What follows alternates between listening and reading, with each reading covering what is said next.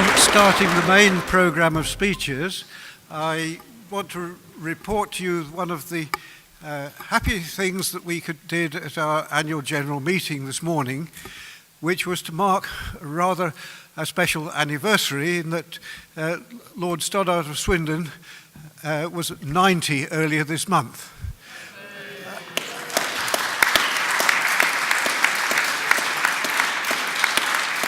And of the large part of that long life spent in public service, a great deal of it has been spent on the cause of our country's freedom and independence, including 23 years as chairman of CIB. We passed a vote of thanks to him, and the committee wished to mark the occasion with a suitable presentation. Now, my colleague George West had hoped to make the presentation, but he's not been able to get here today, so I took some notes over the phone of what he was intending to say. And he says in this, the 38th day before our freedom, when everything becomes final, he says, I'm thinking of the members of CIB, people no longer with us, who have fought since the 1960s, and those also too unwell to attend today. We have today two hale and hearty parliamentarians of long service with us, not only Lord Stoddart, but also his colleague, Mr. Eric Deakins, both of them Labour MPs at the time. Despite Tony Blair's best efforts to be rid of him, Lord Stoddart is with us and persistent today. We will hear from them both, but with Lord Stoddart's birthday on the 4th of May, we want to mark the occasion and celebrate his chairmanship from 1986 to 2009, and later his co-presidency with Sir Richard Boddy. So I would ask if you would kindly come up to the platform, Lord Stoddart, so that I can present this to you. It is a salver as a token of the committee's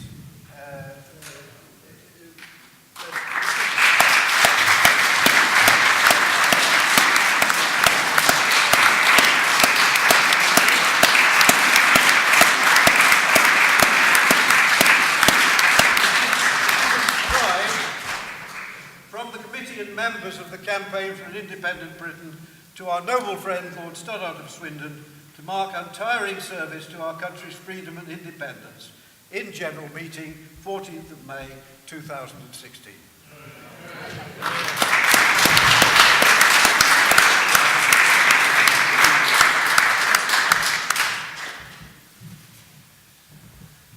Well, good afternoon, ladies and gentlemen, and thank you, Chairman, for that great presentation, and thank you to the campaign and all its members as well. It's an honour which I feel quite sure I don't deserve. But on the other hand, I'm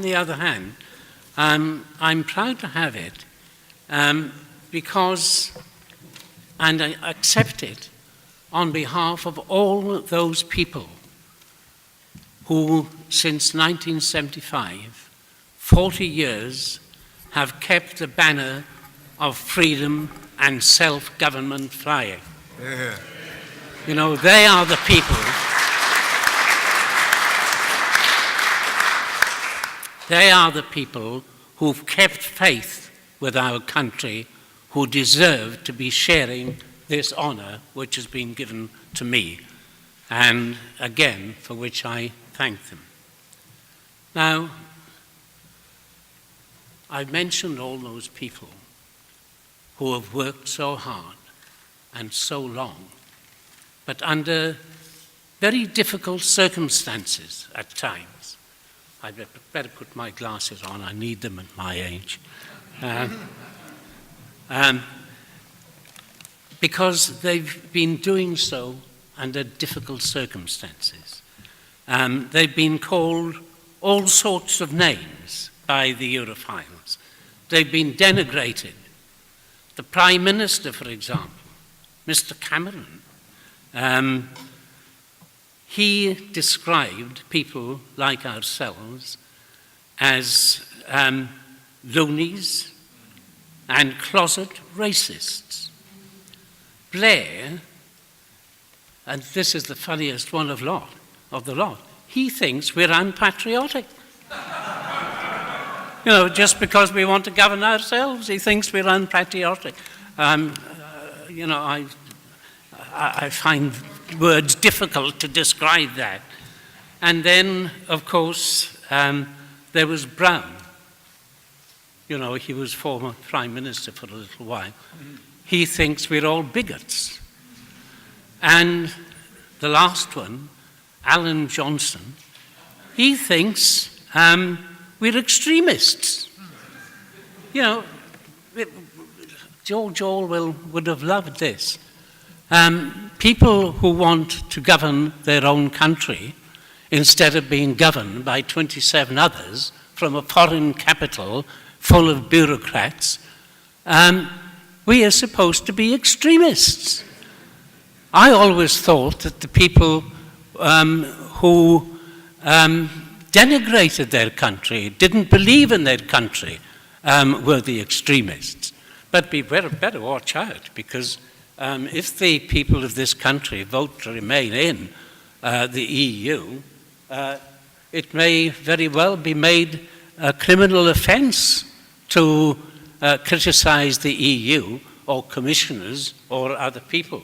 So we better watch out. But we were promised. First of all, I don't understand these people. How can they be in government of Britain, who are they supposed to be leading, and yet running it down all the time, saying that we can't exist as a separate country when we've been existing for about 1,000 years now, when most of the other countries in the EU didn't even exist. So I don't quite understand them. And I can't understand the Prime Minister above all. He promised us a free and fair referendum. But of course it isn't so. This referendum is not free and it's not fair. How can it possibly be fair when the Prime Minister has put together a national and an international conspiracy against the British people and the voters who are going to take part?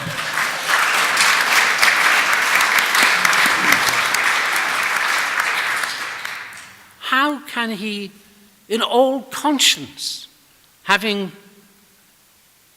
promised a fair referendum, spend £9.1 million in advance of the referendum and using taxpayers' money on one side of the argument?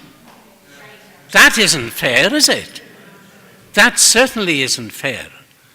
And why is it that he is running down the country and getting foreigners to run down the country as well, and standing smirking by presidents of other countries when they denigrate this country and threaten them with dire consequences if they dare in the referendum to vote to leave? What sort of Prime Minister is that? It is in fact an outrageous misuse of public money, of taxpayers' money. Taxpayers who are going to vote Brexit are being made to finance the other side. You can't get worse than that, can you? And in my view, he is the Prime Minister, perhaps deserves to be impeached. Perhaps a member of the House of Commons would like to put down a motion. I wasn't looking at Kate, of course. She's one of the heroines of this